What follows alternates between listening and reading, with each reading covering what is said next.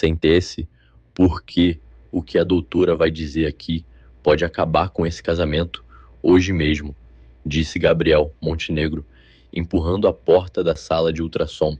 com o ombro sem bater, trazendo Bianca Ferraz pela mão, como quem exibe um troféu recém-conquistado.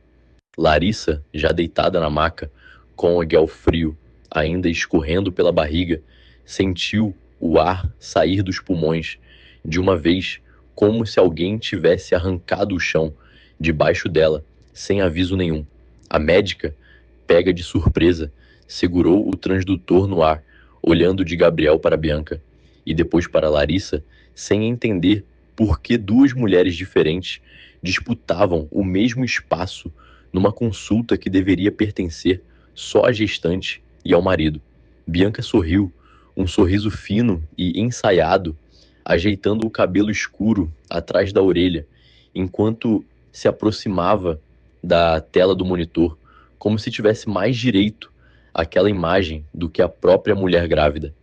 Gabriel cruzou os braços, o maxilar travado numa dureza que não combinava com o homem que um dia beijara aquela mesma barriga e disse que queria a verdade ali, na frente de todos, antes de assinar qualquer papel de divórcio pela manhã. Larissa engoliu em seco, sentindo o rosto queimar, como se tivesse sido exposta ao sol do meio-dia sem proteção nenhuma. Mas não chorou, não gritou, não deu a Bianca a satisfação de vê-la desmoronar. Ela apenas fechou os olhos por um segundo, respirou fundo pelo nariz e perguntou com uma calma que custou tudo o que tinha se Gabriel realmente pretendia fazer aquilo diante de uma médica que nem sequer os conhecia direito. Ele não respondeu, apenas fez um gesto seco para que a doutora continuasse o exame, como se estivesse presidindo uma reunião de conselho e não destruindo um casamento em tempo real. A doutora, cujo crachá dizia Cecília Prado, trocou um olhar rápido com a enfermeira ao lado, um olhar que perguntava se aquilo era normal naquele consultório de luxo do Itaim Bibi, e a enfermeira apenas balançou a cabeça, sinal de que já tinha visto coisa pior entre famílias ricas. Bianca não perdeu tempo. Aproximou-se mais um passo e disse que só queria proteger Gabriel de ser enganado,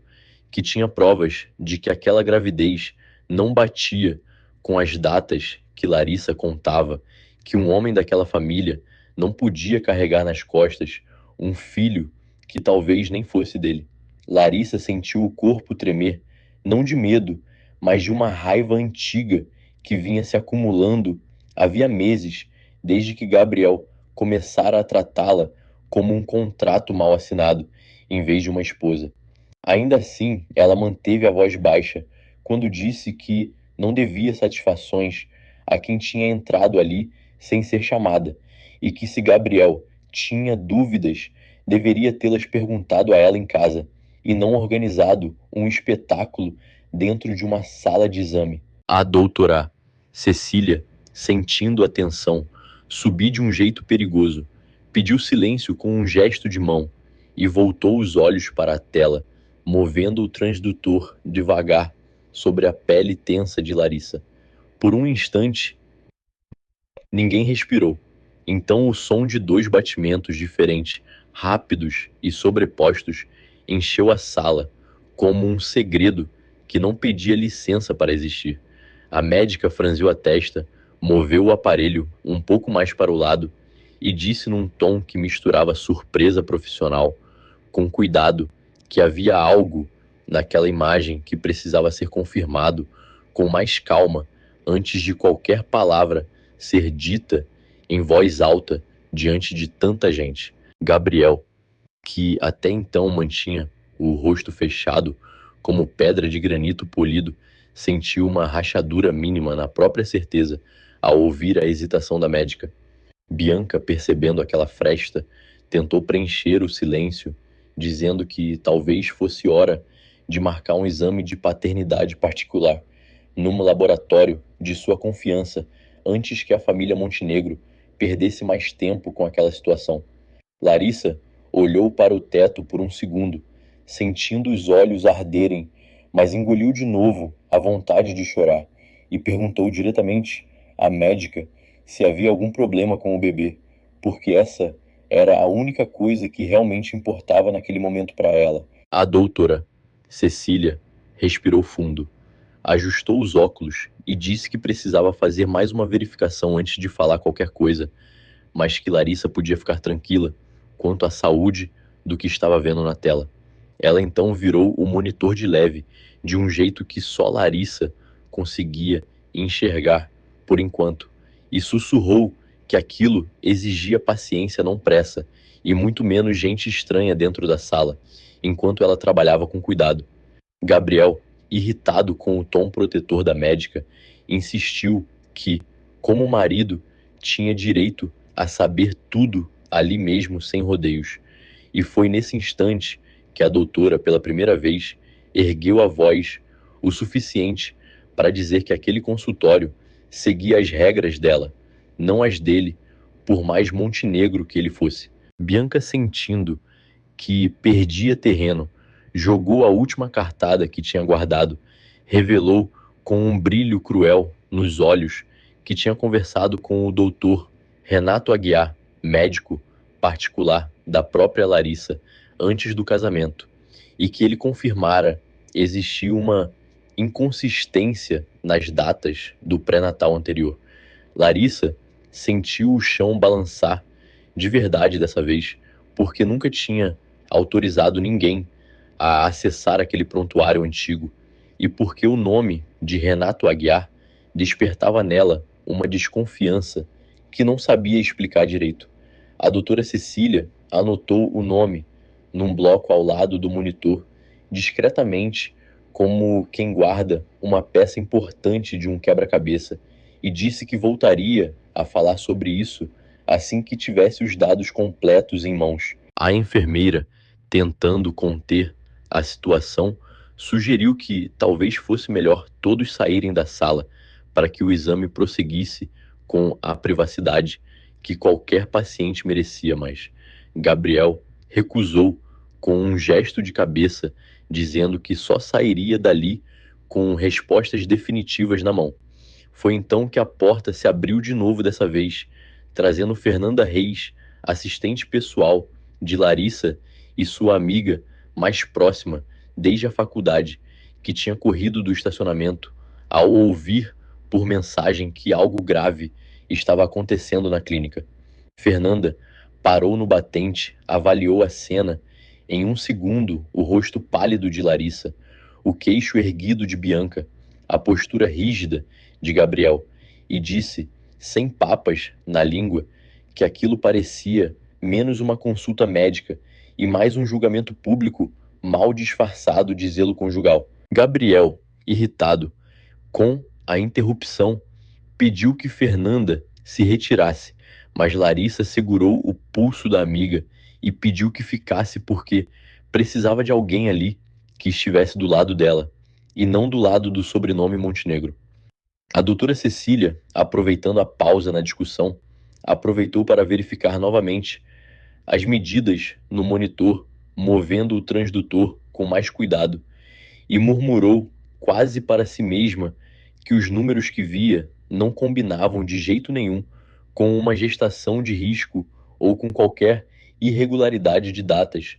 mas sim com algo bem mais raro e delicado de se confirmar tecnicamente. Bianca, sentindo que a médica escondia informação,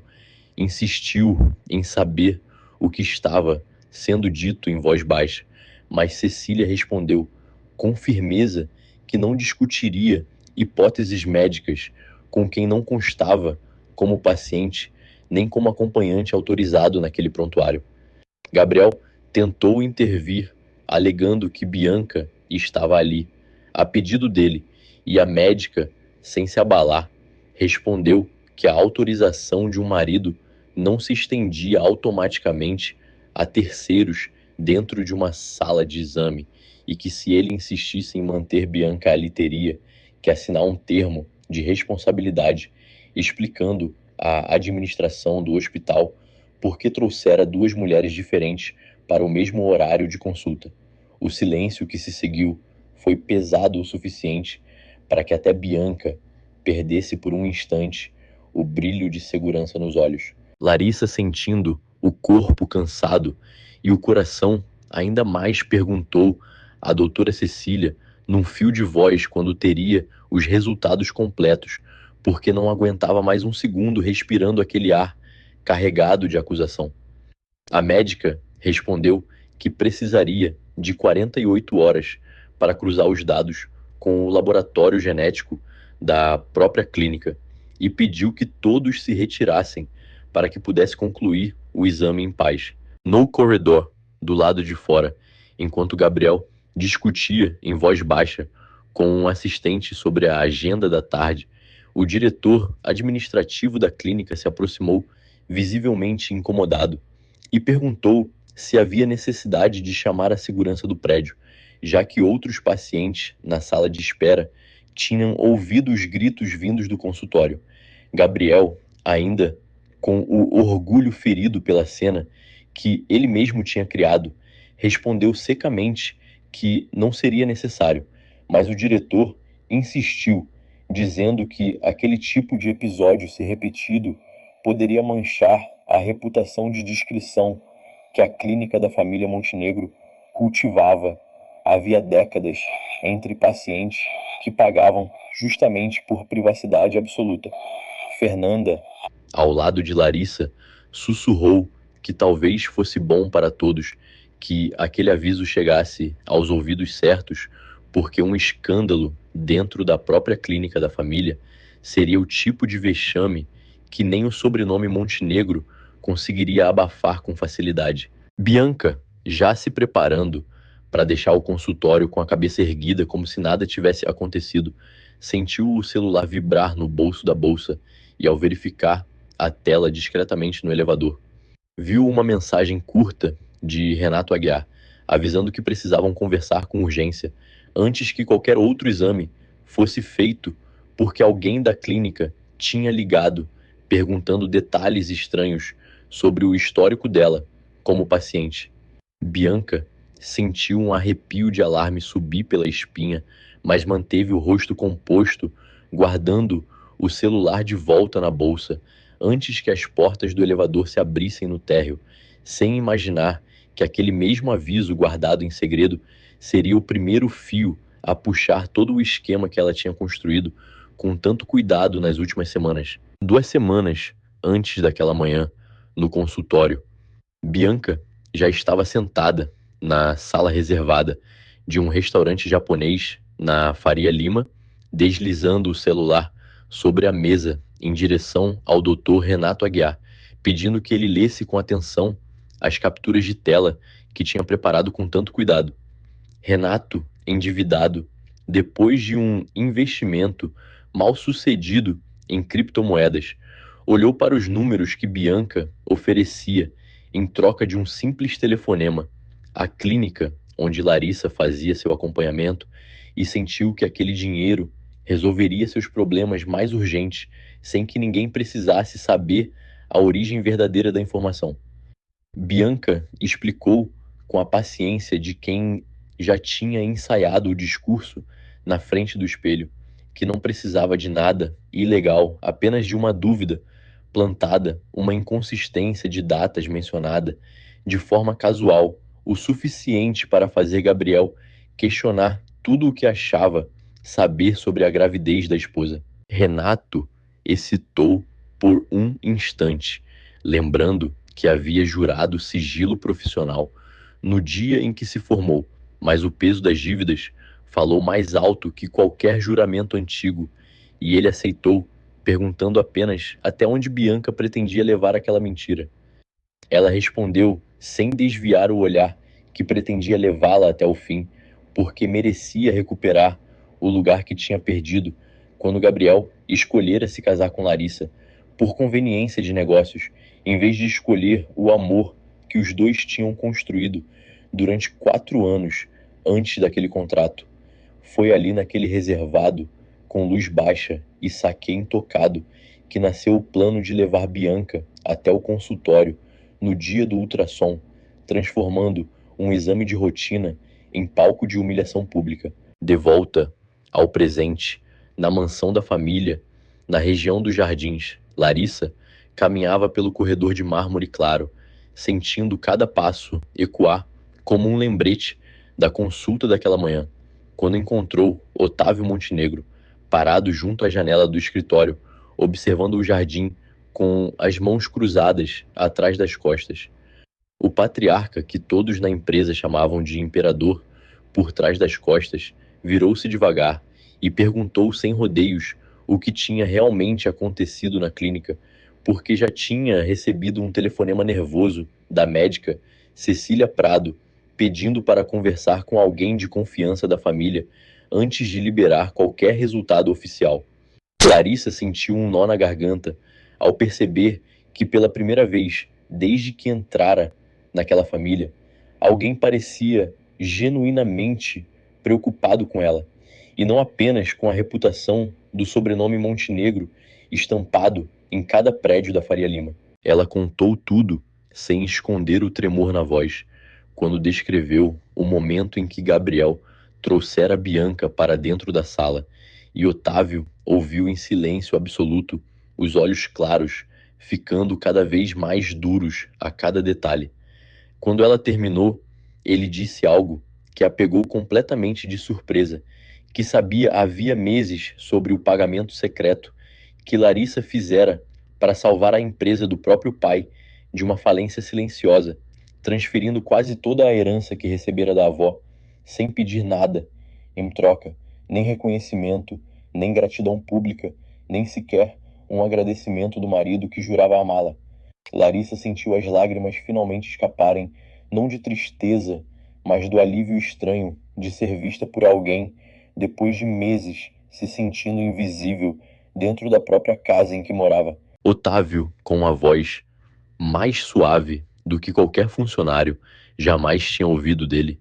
disse que respeitava mulheres que sacrificavam tudo em silêncio, porque tinha perdido a própria esposa, décadas atrás, justamente por não ter enxergado a tempo o peso que ela carregava sozinha. Ele prometeu que investigaria pessoalmente a tal inconsistência mencionada por Bianca, porque nada saía daquela clínica particular da família sem que ele soubesse, e revelou quase como um aviso que o histórico médico de gestações naquela linhagem sempre trazia uma marca genética rara, transmitida. Havia gerações que tornava qualquer dúvida de paternidade algo tecnicamente verificável, além de qualquer exame comum de sangue. Larissa não entendeu de imediato o que aquilo significava, mas guardou a informação como quem guarda uma chave sem saber ainda qual porta ela abre. Antes de se despedir, Otávio segurou as mãos dela entre as suas ásperas de décadas, assinando contratos e apertando mãos em negociações impiedosas, e disse que Gabriel tinha o coração certo, escondido atrás do orgulho errado, mas que cabia a ela decidir se ainda valia a pena esperar por ele encontrar o caminho de volta. Enquanto isso, no andar de cima, Gabriel trancava-se no escritório particular, olhando obsessivamente para as capturas de tela que Bianca lhe enviara, sem perceber que os metadados daquelas imagens, se examinados com cuidado, denunciariam datas de edição impossíveis de justificar caso alguém algum dia decidisse investigá-las a fundo. No dia seguinte, Bianca ligou para Renato, outra vez exigindo pressa, porque tinha descoberto que a médica Cecília estava fazendo perguntas demais sobre o histórico de Larissa, perguntas que ameaçavam desmontar toda a encenação antes mesmo que o divórcio fosse formalizado. Renato, já nervoso, avisou que não podia mais forjar nada dentro do sistema da clínica, sem deixar rastro, porque a família Montenegro tinha auditoria própria em todos os prontuários daquele hospital particular. Bianca, irritada, respondeu que ele devia dar um jeito de acelerar o processo de divórcio por fora, convencendo Gabriel a assinar os papéis antes que qualquer verdade tivesse tempo de vir à tona, porque, quanto antes aquele casamento acabasse mais rápido, ela própria poderia anunciar sua gravidez recém-descoberta como o verdadeiro herdeiro que a família Montenegro estava esperando havia gerações. Enquanto isso, no apartamento que Larissa dividia havia 4 anos, com Gabriel Fernanda Reis, chegou trazendo uma marmita de comida caseira e encontrou a amiga sentada no chão do closet, cercada de roupas de bebê, ainda com etiqueta comprada às escondidas nas últimas semanas, por medo de que qualquer sinal de esperança fosse motivo de nova zombaria. Fernanda sentou-se ao lado dela sem pressa e perguntou por que Larissa continuava escondendo tudo, inclusive dela, que era amiga desde os tempos de faculdade e devia ter sido a primeira a saber sobre o pagamento da dívida do pai. Larissa explicou com a voz cansada que tinha medo de que qualquer gesto de generosidade fosse interpretado pela família Montenegro como manipulação, como se ela estivesse comprando o próprio lugar dentro daquele casamento, em vez de simplesmente amar o marido que escolhera. Fernanda, sem papas na língua, disse que aquilo era exatamente o tipo de pensamento que Gabriel e a família dele tinham incutido nela ao longo dos últimos meses, fazendo-a se sentir pequena demais para reivindicar espaço dentro da própria vida. Ela lembrou Larissa de que antes do casamento ela era uma mulher que discutia contratos internacionais sem pestanejar e que merecia ser tratada com o mesmo respeito dentro de casa que exigia nas salas de reunião. Larissa sorriu pela primeira vez em dias, um sorriso fraco, mas verdadeiro, e disse que talvez precisasse ouvir aquilo com mais frequência, porque a rotina de silêncio ao lado de Gabriel tinha aos poucos apagado a mulher confiante que fora antes de aceitar aquele contrato de casamento arranjado pelos pais. De volta ao escritório de Otávio, o patriarca chamou seu chefe de segurança corporativa e pediu em tom reservado que revisasse discretamente todo o histórico de acesso ao sistema de prontuários da clínica nas últimas semanas, sem alertar ninguém da diretoria sobre o motivo da investigação. O chefe de segurança, um homem de poucas palavras, chamado Osvaldo, voltou horas depois com uma lista de acessos incomuns registrados durante a madrugada, todos partindo de uma credencial antiga vinculada a um ex-residente da clínica que já não deveria ter permissão nenhuma dentro do sistema havia pelo menos 2 anos. Otávio reconheceu o nome de Renato Aguiar na lista e sentiu uma raiva fria subir pelo peito, não apenas pela invasão em si, mas pela ousadia de alguém tentar manipular a própria clínica, que levava o nome de sua família havia 3 gerações. Ele decidiu,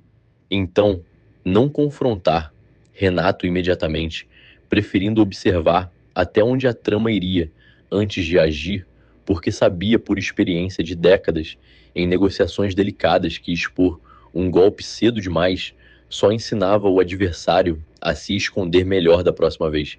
Ligou para a doutora Cecília pessoalmente, pedindo que ela documentasse cada detalhe da consulta anterior com o máximo de rigor técnico possível,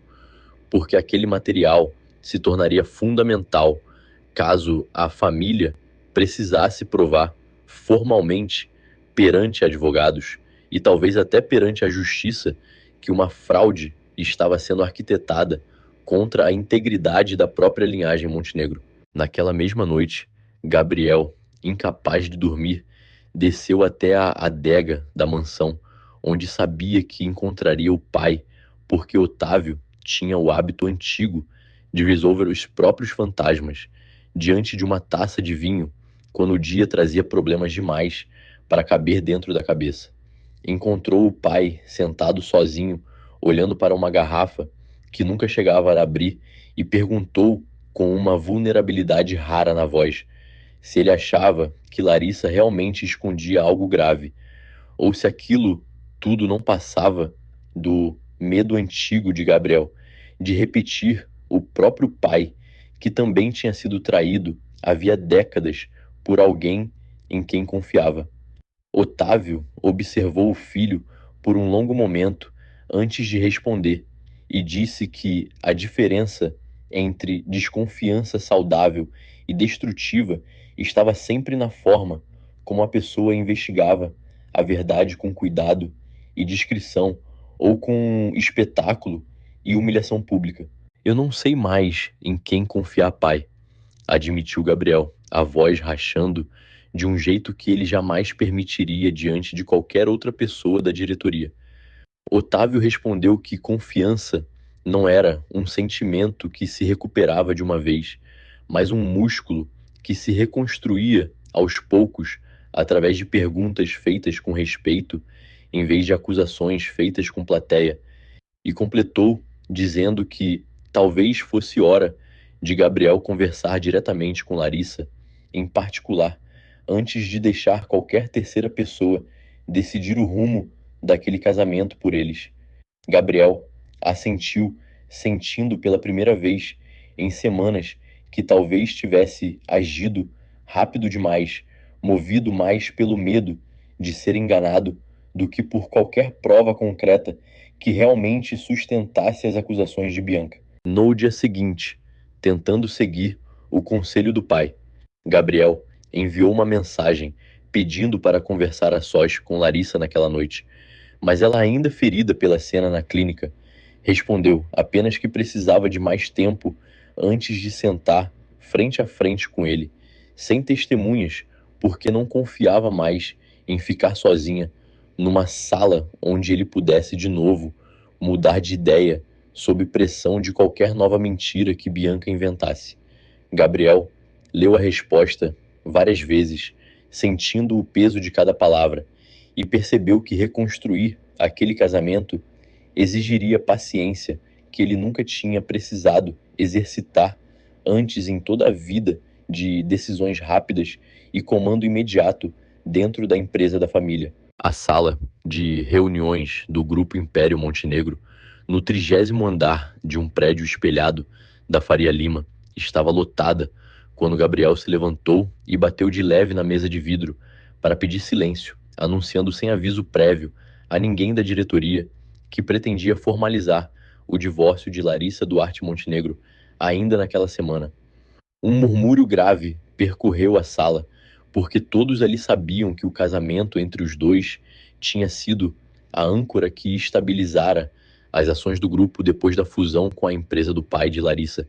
e que qualquer rompimento repentino poderia assustar investidores importantes que assistiam de perto àquela união como símbolo de solidez familiar.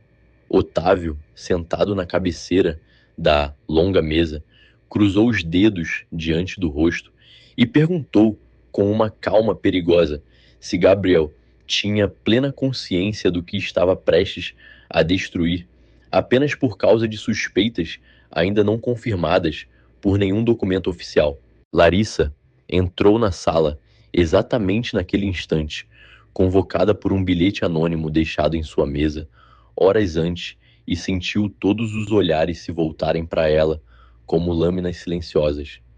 Em vez de recuar, ela caminhou até o centro da sala, parou diante de Gabriel e disse com a voz firme, pela primeira vez desde a cena no consultório, que não permitiria ser descartada como uma cláusula contratual ruim, sem antes que a verdade fosse ouvida por inteiro diante daquelas mesmas pessoas que agora a julgavam em silêncio. Ela revelou então o que tinha escondido por meses, que usara quase toda a herança recebida da avó para quitar uma dívida que ameaçava falir a empresa do próprio pai, evitando que centenas de funcionários perdessem o emprego,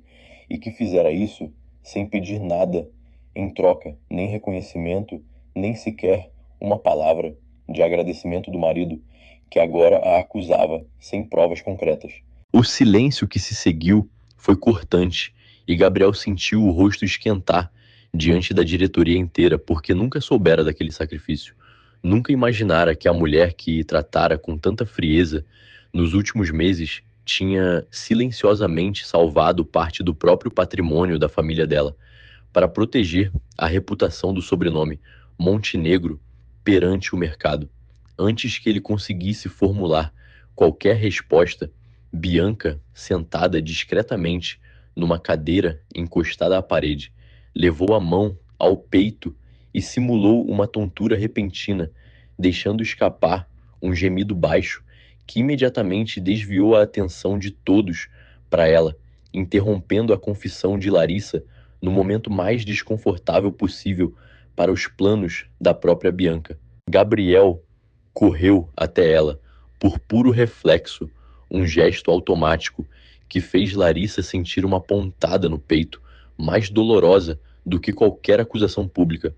Mas Otávio, que observava tudo com os olhos semicerrados de quem já tinha visto encenações demais em décadas de negociações, não se mexeu da cadeira.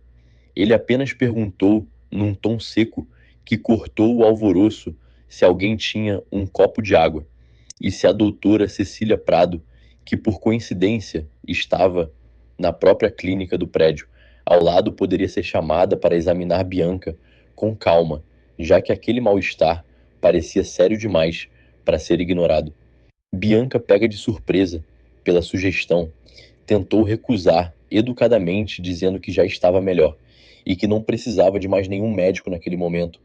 Mas Otávio insistiu com a autoridade de quem nunca fora contrariado dentro daquele prédio havia décadas. Enquanto a assistente saía para ligar para a clínica, Larissa aproveitou o instante de confusão para se aproximar de Gabriel e perguntar baixinho se ele realmente pretendia jogar fora 4 anos de casamento por causa de mensagens que nem sequer tinha verificado a origem. Gabriel, ainda ajoelhado ao lado da cadeira de Bianca, ergueu os olhos para Larissa e, pela primeira vez desde o início daquela crise, hesitou de verdade, como se as palavras dela tivessem encontrado uma rachadura na armadura que ele vinha construindo havia semanas. Foi nesse instante que um assistente entrou apressado na sala, entregando a Otávio um envelope lacrado que tinha acabado de chegar da farmácia particular da clínica, contendo a cópia de uma receita médica emitida em nome de Bianca Ferraz. Otávio abriu o envelope diante de todos, leu o conteúdo devagar e ergueu uma sobrancelha, perguntando em voz alta por que Bianca precisava de um sedativo de uso restrito disponível apenas através de prescrição da própria clínica da família, se ela nem sequer era paciente registrada ali até aquela semana. Bianca empalideceu por um segundo, tentando encontrar uma explicação rápida, e murmurou que devia ser engano de sistema, que talvez alguém tivesse confundido seu nome com o de outra paciente, mas a hesitação na voz dela não passou despercebida por ninguém na sala, especialmente não pelos olhos atentos de Otávio, que fechou o envelope devagar e disse num tom quase gentil que a família Montenegro sempre investigava com cuidado antes de acusar, mas nunca deixava uma inconsistência sem resposta pelo tempo demais. Antes que a reunião fosse encerrada de vez, o conselheiro mais antigo do grupo, Décio Salgado, pediu a palavra e lembrou a todos que Larissa tinha assento próprio naquele conselho, desde que assumira parte das ações herdadas do pai, e que qualquer decisão sobre o casamento dela com Gabriel não podia ser tratada como assunto exclusivamente privado, quando afetava diretamente a estrutura societária do grupo. Décio, que conhecia Otávio desde os tempos em que os dois ainda negociavam contratos em escritórios alugados na Consolação, disse abertamente que já tinha visto Gabriel cometer erros de julgamento antes, mas nunca um erro tão público quanto aquele, e sugeriu que a diretoria exigisse um relatório formal antes de aceitar qualquer pedido de divórcio que pudesse abalar a confiança dos acionistas minoritários. Outros 2 diretores mais jovens que deviam a própria ascensão dentro do grupo ao trabalho silencioso que Larissa tinha feito reorganizando a área de operações no ano anterior. Concordaram com Décio em voz alta, lembrando que a saída repentina dela do comando de qualquer área estratégica, por qualquer motivo que fosse, representaria um custo real e mensurável para os resultados trimestrais que o mercado já esperava com atenção redobrada. Gabriel, ainda ajoelhado ao lado da cadeira, onde Bianca fingia se recuperar, sentiu o peso das palavras de Décio como um tapa na cara mais eficaz do que qualquer grito poderia ser. Ele se levantou, ajeitou o paletó e disse num tom mais contido que reconhecia ter agido rápido demais e que aceitaria qualquer prazo que o conselho considerasse necessário antes de formalizar qualquer decisão. Bianca, percebendo que a atenção começava a se afastar dela, tentou se levantar da cadeira, alegando estar melhor, mas cambaleou de propósito, obrigando 2 assistentes a ampará-la até a saída da sala. Um teatro que não escapou aos olhos atentos de Fernanda, que tinha entrado discretamente para apoiar Larissa e observava cada gesto calculado da rival com desconfiança crescente. Enquanto a movimentação em torno de Bianca continuava, Larissa aproveitou para se sentar ao lado de Décio e agradecer em voz baixa por ele ter defendido o lugar dela naquele conselho, algo que nenhum outro diretor tinha feito em quase um ano de casamento.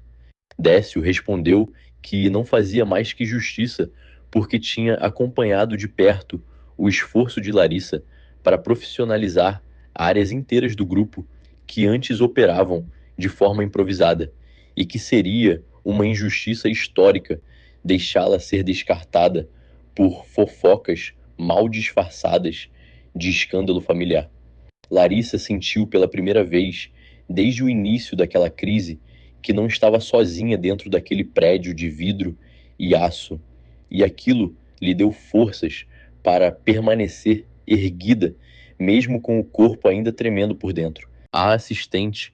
que tinha ido buscar informações sobre a receita médica, voltou à sala. Com mais detalhes, a farmácia da clínica confirmara que o medicamento prescrito para Bianca exigia acompanhamento presencial obrigatório, algo que nunca acontecera, o que reforçava a suspeita de que a receita tinha sido emitida de forma fraudulenta apenas para criar um registro oficial do nome dela dentro do sistema da família. Otávio recebeu a informação com um aceno breve, sem revelar nada da própria estratégia diante dos outros diretores, mas trocou um olhar rápido com Décio, um olhar de quem já entendia exatamente qual era o próximo passo daquela investigação silenciosa que os dois conduziriam juntos nos bastidores. Antes de sair do prédio, Larissa passou pela sala de Décio Salgado para agradecer mais uma vez o apoio no conselho, e o veterano diretor aproveitou para revelar algo que tinha guardado durante toda a reunião. Décadas atrás, ele próprio tinha sido vítima de uma armação parecida dentro da empresa, quando um sócio forjara documentos para tentar afastá-lo do comando por interesse próprio, e só a insistência silenciosa de aliados leais tinha impedido que a mentira vingasse. Décio disse que reconhecia em Larissa a mesma determinação que o mantivera de pé naquela época, e prometeu que usaria sua influência dentro do conselho para garantir que qualquer investigação sobre Bianca e Renato fosse conduzida com todo o rigor que o caso merecia, sem que pressões políticas internas abafassem o processo antes do tempo. A reunião foi encerrada sem decisão final sobre o divórcio, para a frustração visível de Bianca, que saiu do prédio calculando quanto tempo ainda tinha antes que a receita suspeita revelasse a ligação dela com o Renato Aguiar. Larissa, ao sair para o estacionamento, encontrou Gabriel parado ao lado do carro dela, esperando em silêncio, e ele disse com a voz mais rouca do que o normal que precisava entender de uma vez por todas o que estava verdadeiramente acontecendo antes de assinar qualquer papel, porque pela primeira vez em semanas já não tinha mais certeza absoluta de nada. Larissa olhou para ele por um longo instante, sentindo o cansaço de meses pesar sobre os ombros, e respondeu que só voltaria a conversar com ele quando tivesse coragem de ouvir a verdade inteira, mesmo que essa verdade colocasse em xeque tudo o que ele achava saber sobre a própria família. 3 dias depois, a doutora Cecília Prado convocou Larissa Gabriel e Otávio para uma sala reservada da Clínica Império, pedindo explicitamente que Bianca não fosse informada daquele encontro até que os resultados completos estivessem sobre a mesa. Larissa entrou segurando a mão de ninguém, porque ainda não sabia se podia confiar totalmente em Gabriel, mas sentiu o coração disparar quando ele ao seu lado, na sala de espera, segurou sua mão, sem perguntar permissão. Um gesto pequeno que dizia, mais do que qualquer desculpa formal conseguiria dizer naquele momento. A doutora entrou carregando uma pasta grossa, sentou-se diante deles e disse sem rodeios que tinha uma notícia que mudaria tudo o que a família Montenegro pensava saber sobre aquela gravidez. O que a senhora está vendo aqui não é um bebê, são dois, disse Cecília, virando o laptop para que todos pudessem ver as duas silhuetas nítidas na tela, gêmeos univitelinos, exatamente do tamanho esperado para a idade gestacional, real, sem qualquer inconsistência de datas, como Bianca tinha alegado insistentemente durante semanas. Gabriel sentiu o ar sair dos pulmões de um jeito que não sentia desde a infância, olhando para a tela como quem vê pela primeira vez algo grande demais para caber dentro do peito. Otávio, ao contrário do filho, manteve um silêncio carregado, como se já esperasse por aquilo havia tempo, e perguntou à médica, com a voz baixa, se ela já tinha verificado o marcador genético que a família carregava havia 5 gerações. Cecília confirmou que sim, que colhera uma amostra adicional durante o último exame, sem alarde, justamente porque a menção de Otávio sobre inconsistências suspeitas a deixar atenta e que o resultado mostrava sem margem para dúvida a presença da variante cardíaca rara conhecida internamente na família como marca Montenegro, transmitida exclusivamente pela linhagem direta e catalogada havia décadas no banco genético particular daquele hospital. Ela explicou, olhando diretamente para Gabriel, que aquela variante não aparecia em nenhuma outra família documentada no Brasil, tornando qualquer dúvida sobre paternidade não apenas infundada, mas tecnicamente impossível de sustentar diante daquele resultado. Larissa sentiu as lágrimas escorrerem sem controle, não de tristeza, mas do peso enorme de meses de acusação silenciosa, finalmente sendo erguido dos ombros dela. Isso quer dizer que os dois bebês têm, sem qualquer dúvida possível, o mesmo marcador que corre nas veias do meu pai, do meu avô e do pai dele? Perguntou Gabriel, a voz embargada, precisando ouvir a confirmação em palavras simples antes de acreditar de verdade no que via na tela. Cecília respondeu que sim, que a probabilidade de coincidência era estatisticamente equivalente a zero e que qualquer perito judicial chegaria à mesma conclusão caso o caso fosse parar em um tribunal. Otávio, que até então mantinha o rosto impassível,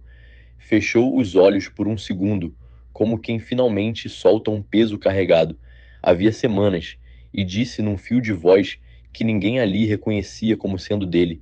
que sua própria mãe tinha essa mesma marca, e que vê-la se repetir garantia mais do que qualquer papel assinado em cartório que aquela família continuaria existindo depois que ele partisse. Larissa, ainda em choque, perguntou à médica se havia algum risco elevado para os bebês por causa da variante genética. preocupação que superava naquele instante qualquer desejo de vingança contra quem a tinha acusado injustamente. Cecília explicou com paciência que a variante em si não trazia risco cardíaco perigoso, apenas exigiria acompanhamento pediátrico especializado após o nascimento, e que a própria clínica já mantinha protocolo específico para lidar com isso havia gerações, desde que o bisavô de Gabriel identificara o padrão pela primeira vez. Gabriel, ouvindo aquilo, sentiu um misto de alívio e vergonha, porque uma informação que deveria tê-lo tranquilizado desde o início fora usada nas mãos erradas como arma para destruir a própria família, que aquela marca genética ajudava a proteger. Gabriel caiu de joelhos ao lado da cadeira de Larissa, segurando o rosto dela entre as mãos trêmulas, e disse com a voz quebrada que tinha sido o maior idiota que aquela família já produzira em 3 gerações, que preferira acreditar em mensagens forjadas de uma mulher amargurada em vez de confiar na esposa que carregava seus filhos dentro do próprio corpo havia meses. Larissa não respondeu de imediato, porque a dor dos últimos meses não desaparecia, só porque a verdade finalmente aparecera. Ela disse com a voz embargada, mais firme, que precisava de tempo para entender como reconstruir confiança depois de ser humilhada na frente de estranhos por um homem que deveria tê-la defendido antes de duvidar dela. Foi nesse momento que Otávio, ainda segurando a pasta de resultados, revelou o próximo capítulo daquela verdade, pediu à sua equipe de compliance que cruzasse os dados do prontuário de Bianca com o sistema interno da clínica e descobriu que ela nunca tinha sido paciente oficial, que toda a receita do sedativo fora emitida por Renato Aguiar, usando credenciais de acesso obtidas irregularmente através de um antigo estágio que fizera naquela mesma clínica anos atrás. Isso não é mais suspeita, isso é fraude documentada, disse Otávio, batendo o dedo sobre a pasta, os olhos duros como pedra polida, anunciando que já tinha convocado o departamento jurídico do grupo para preparar uma notificação formal contra Renato e possivelmente contra Bianca, também por manipulação deliberada de registros médicos e difamação contra um membro da família. Gabriel, ainda ajoelhado, ergueu os olhos para o pai e perguntou o que aconteceria agora, tanto com o processo quanto com o próprio lugar dele à frente do grupo, já que tinha exposto publicamente uma crise conjugal baseada em provas falsas diante de toda a diretoria e de investidores importantes. Otávio ficou em silêncio por um instante, longo demais para ser confortável, olhando para o filho com uma mistura de decepção e esperança que Gabriel nunca tinha visto antes naquele rosto. Ele disse por fim que o comportamento impulsivo do filho tinha custado caro à reputação da família diante do mercado e que precisaria reavaliar junto ao conselho se Gabriel ainda reunia a maturidade necessária para assumir integralmente o comando do grupo no próximo ano como estava planejado desde que ele nascera. Você acha justo que eu pague pelo resto da vida por ter acreditado em provas que pareciam reais? Perguntou Gabriel, a voz embargada mais para si mesmo do que para o pai. Otávio respondeu sem hesitar que justiça não tinha nada a ver com aquilo, que liderança era exatamente a capacidade de duvidar da própria certeza antes de agir, e que ele mesmo tinha cometido erro parecido décadas atrás, quando desconfiara da fidelidade da esposa por causa de uma carta anônima que depois se provara forjada por um concorrente. A diferença, meu filho, é que eu descobri a verdade antes de humilhá-la na frente de estranhos, completou Otávio, e aquela frase pesou sobre Gabriel como uma sentença mais dura do que qualquer processo jurídico poderia ser. Larissa, ouvindo o desabafo, entre pai e filho, sentiu que talvez fosse hora de intervir, não para defender Gabriel, mas para proteger os próprios filhos de crescerem numa família rachada por orgulho. Ela disse, olhando diretamente para Otávio, que entendia a necessidade de responsabilizar Gabriel, mas pediu que qualquer decisão sobre o futuro dele na empresa considerasse também o compromisso dele em reconstruir a confiança dentro de casa, porque um pai ausente do próprio comando por vergonha não seria melhor exemplo para os gêmeos do que um pai que errou e aprendeu. Otávio observou a nora por um longo momento como se a estivesse avaliando com outros olhos e disse que aquela ponderação, vinda justamente de quem tinha sido mais prejudicada em toda aquela história, dizia mais sobre o caráter dela do que qualquer relatório financeiro jamais diria sobre qualquer executivo daquele grupo. Antes de encerrar o encontro, Otávio pediu que a equipe jurídica formalizasse imediatamente a notificação contra Renato Aguiar, incluindo o Conselho de Medicina do Estado, para que ele perdesse o registro profissional antes de causar dano semelhante a outra família, e determinou que a investigação sobre Bianca prosseguisse em paralelo com discrição até que houvesse provas suficientes para uma ação também na esfera civil por danos morais contra Larissa. Gabriel, ouvindo aquilo, ofereceu-se para acompanhar pessoalmente o processo contra os dois, como forma de assumir responsabilidade prática pelo estrago causado. E Otávio aceitou, dizendo que seria a primeira prova concreta de que o filho realmente pretendia mudar, não apenas com palavras, mas com trabalho sujo e paciente nos bastidores. Antes de todos se despedirem, a doutora Cecília pediu um instante a sós com Larissa e disse com a voz mais pessoal do que profissional que em 20 anos de carreira raramente via uma paciente suportar tanta pressão externa sem perder o cuidado com a própria saúde e a dos bebês, e que aquilo dizia muito sobre a força que Larissa carregava, mesmo quando parecia estar se dobrando por dentro. Larissa agradeceu, sentindo os olhos arderem de novo, e perguntou se a médica podia recomendar alguém de confiança para conversar sobre o próprio abalo emocional dos últimos meses, porque começava a perceber que sobreviver àquela provação exigiria mais do que força de vontade sozinha. Cecília prometeu indicar uma colega especializada em acompanhamento psicológico de gestantes em situação de estresse extremo, dizendo que conhecia bem o trabalho dela e confiava plenamente na sensibilidade com que conduzia casos delicados como aquele, e reforçou com carinho genuíno que cuidar da própria mente naquele momento tão delicado era tão importante quanto qualquer exame de sangue ou ultrassom.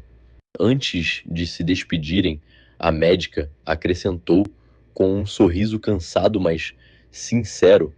que raramente via casos em que a verdade demorasse tanto para vir à tona e ainda assim chegasse a tempo de proteger tudo o que realmente importava, e disse que torcia, como profissional e também como testemunha próxima daquela história, para que a família Montenegro encontrasse um caminho de reconciliação que honrasse o sofrimento que Larissa tinha atravessado sem nunca desistir da própria dignidade. A notícia caiu sobre Gabriel como um balde de água fria, porque significava que, mesmo com a verdade finalmente revelada sobre os gêmeos e sobre a fraude de Bianca, as consequências do próprio erro ainda pairavam sobre sua cabeça, ameaçando o futuro profissional que ele havia planejado a vida inteira. Larissa, apesar da mágoa recente, sentiu uma pontada de compaixão ao vê-lo tão perdido, mas não disse nada para aliviar aquele peso, porque sabia que certas coisas precisavam ser sentidas até o fim antes de qualquer reconciliação verdadeira acontecer. A reunião terminou sem resposta definitiva sobre o futuro de Gabriel na empresa com Otávio, prometendo uma decisão formal do conselho dentro de poucos dias, deixando toda a família Montenegro suspensa entre a alegria dos gêmeos confirmados e a incerteza de um império que talvez precisasse de um novo herdeiro à frente. Renato Aguiar foi convocado à sede do Grupo Império Montenegro numa manhã de chuva fina, sem saber que Bianca também tinha sido chamada para a mesma sala, um andar abaixo da diretoria, onde os advogados da família já esperavam com uma pasta cheia de provas reunidas nos últimos dias. Quando Bianca entrou e viu Renato sentado do outro lado da mesa, entendeu imediatamente que a armadilha estava fechada, mas ainda tentou argumentar, dizendo que tudo aquilo era uma perseguição injusta contra uma mulher que só queria proteger o homem que amava de um casamento baseado em mentiras. Gabriel, presente na sala pela primeira vez, desde a revelação dos gêmeos, respondeu sem hesitar que o único casamento baseado em mentiras ali era o que Bianca tentara construir usando documentos falsificados e um médico corrupto para destruir a vida de uma mulher grávida. A senhora pagou para forjar dúvidas sobre a paternidade dos meus filhos e ainda tem coragem de falar em amor dentro desta sala, disse Gabriel, a voz tremendo de uma raiva que ele nunca soubera que possuía, enquanto colocava sobre a mesa as capturas de tela originais, agora com os metadados expostos por um perito contratado pela família, provando que as imagens tinham sido editadas dias antes de Bianca as apresentar como prova recente.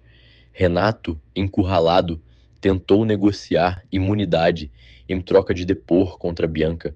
confirmando ali mesmo, diante de todos, que recebera um pagamento significativo para forjar inconsistências no prontuário de Larissa e para emitir receitas em nome dela, usando um acesso irregular ao sistema da clínica. Bianca, vendo o único aliado que tinha virar as costas, levantou-se da cadeira, gritando que Gabriel nunca teria olhado duas vezes para Larissa se ela não tivesse aquele sobrenome de família rica. Mas ninguém na sala pareceu impressionado com aquela última tentativa desesperada de reverter a própria queda. Você acha mesmo que vou aceitar essa traição calada? Gritou Bianca, virando-se para Renato com os punhos cerrados. Depois de tudo o que paguei, você me entrega na primeira ameaça de prisão. Renato respondeu, sem coragem de encará-la, que não tinha escolha, que já tinha família própria para proteger e que não iria arruinar o resto da vida por lealdade a um plano que nunca devia ter aceitado em primeiro lugar. Bianca voltou-se então para Gabriel, tentando um último apelo, dizendo que tudo o que fizera nascera do amor verdadeiro que sentia por ele. Havia anos um amor que Larissa jamais entenderia, porque tinha se casado por conveniência e não por paixão. Gabriel respondeu com uma frieza que surpreendeu até os próprios advogados presentes, que amor de verdade não fabricava provas falsas para destruir uma gestante e que confundir obsessão com afeto era exatamente o tipo de erro que a mantinha presa ao próprio passado. Otávio, entrando na sala, naquele exato instante, encerrou a discussão com uma frase seca, dizendo que o departamento jurídico já preparava as notificações formais contra os dois e que Bianca deveria se preocupar menos com o sobrenome dos outros e mais com o próprio futuro, já que fraude contra registros médicos era crime que não perdoava boas relações sociais nem festas badaladas na Faria Lima. Bianca foi retirada da sala por dois seguranças, ainda protestando, enquanto Renato cabisbaixo assinava os primeiros documentos que confirmavam sua participação no esquema, encerrando ali, de forma pública e irrevogável, qualquer chance de ambos continuarem circulando entre os mesmos círculos sociais que um dia os haviam recebido de braços abertos. Na tentativa de reparar publicamente o estrago causado,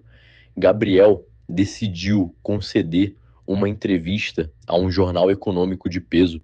pretendendo esclarecer a fraude de Bianca e devolver a Larissa a reputação manchada diante do mercado. Ele conversou horas com a assessoria de imprensa do grupo, escolheu cada palavra com cuidado e concedeu a entrevista, confiando que aquilo selaria o começo da reconstrução. Mas o jornalista mais interessado em audiência do que em precisão publicou a matéria sob a manchete que sugeria que Larissa fora salva pela sorte de carregar gêmeos,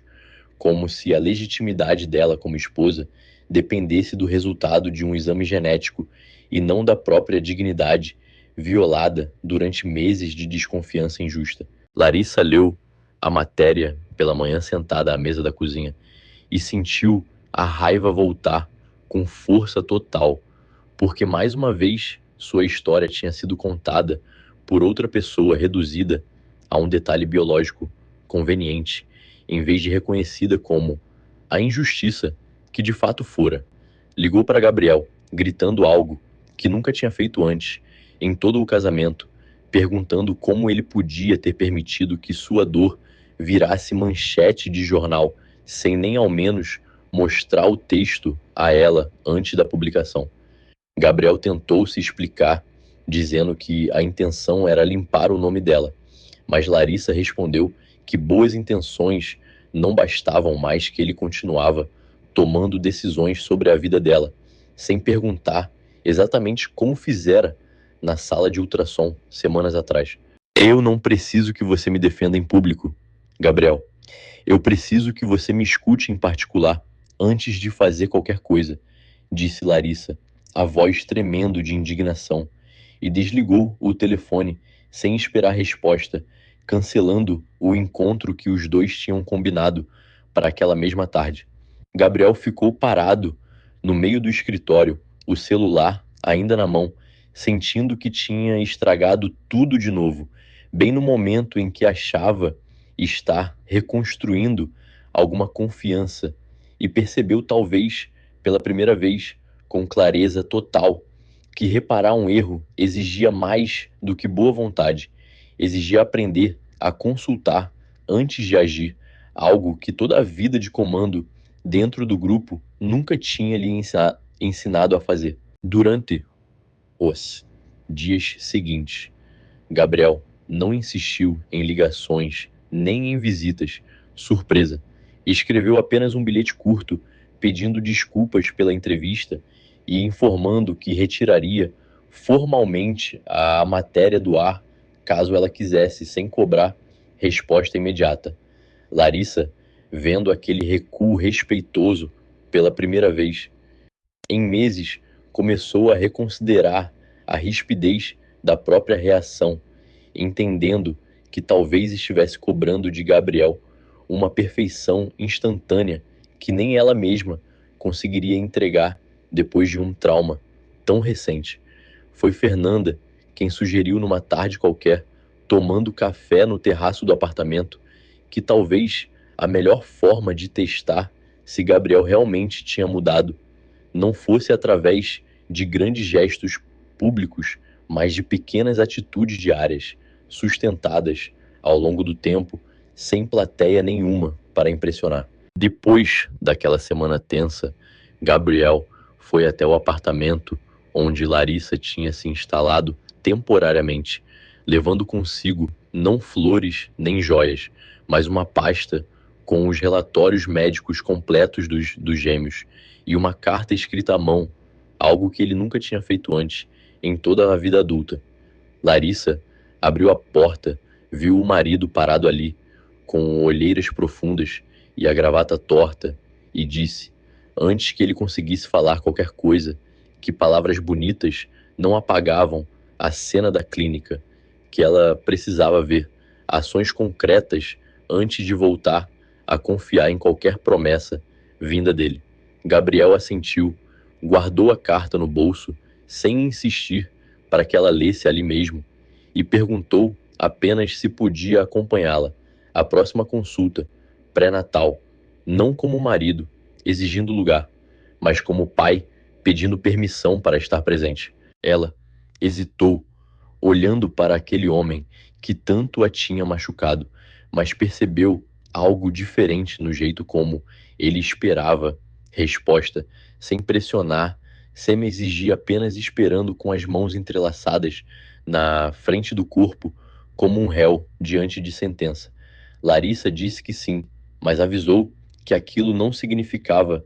perdão automático, apenas uma tentativa de coexistir com civilidade por causa dos bebês, e Gabriel respondeu que aceitava qualquer migalha de chance que ela estivesse disposta a oferecer, porque sabia exatamente o tamanho do próprio erro. 2 semanas depois, durante uma noite chuvosa, Larissa sentiu dores fortes e irregulares que a assustaram e ligou para Gabriel, em pânico, sentindo o coração disparado, enquanto ele dirigia através da chuva em velocidade perigosa para chegar até ela antes da ambulância. Na sala de emergência da Clínica Império, a doutora Cecília explicou que era um falso trabalho de parto provocado pelo estresse acumulado das últimas semanas, mas recomendou repouso absoluto e monitoramento constante pelas próximas noites, porque uma gestação gemelar exigia cuidado redobrado diante de qualquer sinal de alerta. Gabriel passou a noite inteira sentado numa cadeira desconfortável, ao lado da cama, sem dormir, trazendo água, ajustando o travesseiro e conversando baixinho com Larissa, sempre que ela acordava, assustada, contando histórias antigas da infância dele, tentando distraí-la do medo com a voz mais suave que ela já tinha ouvido sair daquele homem. Em determinado momento da madrugada, Larissa acordou sobressaltada, com uma pontada mais forte, e agarrou a mão de Gabriel com força, e ele, sem hesitar, apertou o botão de chamada da enfermagem e, ao mesmo tempo, segurou o rosto dela entre as mãos, pedindo que respirasse fundo junto com ele, contando devagar, até 4, exatamente como a doutora tinha ensinado horas antes. Fica comigo, olha para mim, não para a dor, disse Gabriel, a voz firme, mas cheia de um cuidado que Larissa nunca tinha visto nele, antes, nem nos primeiros meses de namoro, quando tudo ainda parecia fácil demais para ser real. A enfermeira chegou, verificou os sinais vitais e confirmou que estava tudo dentro do esperado. Apenas mais uma onda de contrações falsas, e Larissa, aliviada, sentiu o corpo relaxar aos poucos, enquanto Gabriel continuava segurando sua mão, sem soltar nem por um segundo, como se aquele gesto simples pudesse compensar todas as vezes em que faltara com ela nos últimos meses. Por volta das 3 da manhã, Larissa perguntou, meio grogue de cansaço, por que ele estava fazendo tudo aquilo com tanta dedicação, se ela ainda não tinha prometido nada em troca, e Gabriel respondeu que não estava ali, esperando recompensa. Estava ali porque finalmente entendera que amor de verdade não cobra conta. E se eu decidir que não quero voltar mesmo depois de tudo isso? Perguntou Larissa, testando a resposta dele com um misto de medo e curiosidade genuína. Gabriel respirou fundo antes de responder e disse que mesmo nesse caso continuaria sendo o pai presente que os gêmeos mereciam, porque o amor por eles não dependia de nenhuma reconciliação entre o casal e que ele preferia vê-la feliz longe dele do que vê-la infeliz ao seu lado só por obrigação de contrato.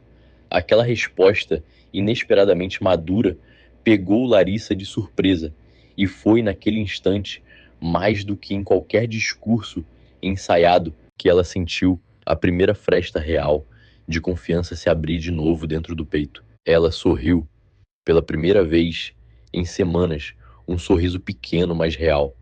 e disse que talvez, só talvez, ainda houvesse uma versão daquele casamento que valesse a pena reconstruir, desde que ele nunca mais escolhesse duvidar dela publicamente, antes de perguntar em particular. Gabriel prometeu, segurando a mão dela com cuidado, que jamais repetiria aquele erro e beijou os nós dos dedos dela, devagar, como quem sela um recomeço sem precisar de grandes discursos.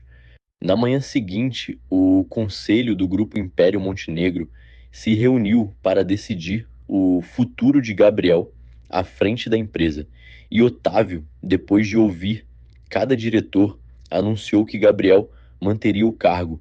mas sob supervisão direta do próprio patriarca pelos próximos 2 anos. Um período de prova que Gabriel aceitou sem reclamar, porque sabia que a confiança perdida se reconstruía com o tempo, não com títulos. Nas semanas seguintes, Gabriel manteve exatamente o tipo de constância silenciosa que Fernanda tinha sugerido, sem grandes gestos públicos, apenas presença. Acompanhou cada consulta pré-natal, sem exceção, aprendeu sozinho a montar o berço duplo que chegara desmontado numa caixa enorme e passou a chegar em casa no mesmo horário todos os dias, recusando reuniões tardias que antes considerava inegociáveis. Larissa observava aquela mudança com cautela, sem se permitir acreditar demais rápido demais, mas notando que dessa vez as ações vinham antes das palavras, e não o contrário.